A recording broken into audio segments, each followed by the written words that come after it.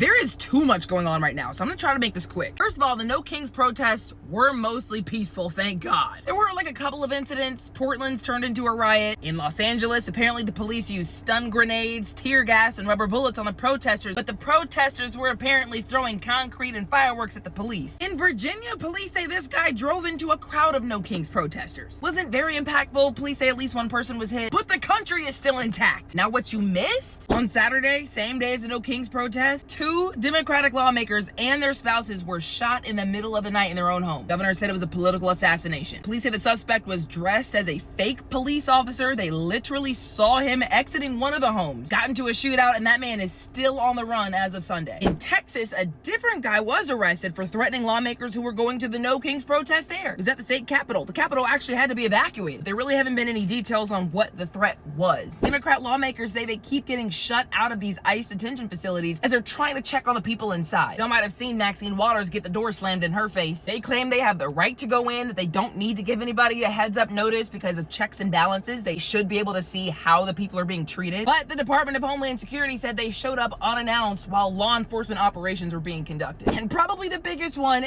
Israel just attacked Iran. Now you might hear that and think, but what does that have to do with me? Hopefully nothing. But the US could get pulled into this one. In fact, Trump just said that could happen. Long story short, Israel is convinced that Iran is trying to make a nuclear weapon. Iran said, no, we're not. But Israel and a few others think they're lying. So Israel took out their leading nuclear scientists, some of their top generals. They hit military and nuclear sites and a lot of civilians. So at this point, both sides have been retaliating back and forth. Israelis have been told to go into bomb shelters, and the US has helped Israel defend itself against some of the missiles that Iran is sending over there. But apparently Israel is trying to convince the US to really get involved to make sure that Iran doesn't make a nuclear weapon. Because at first, the US officials were like, hey, this was not us. This was unilaterally Israel. And I think right now that's getting called into question, but that would take a whole other video. In fact, this is really just a quick wrap in general. I'm gonna go get y'all some details on those other stories. So like if these videos help and follow for more news.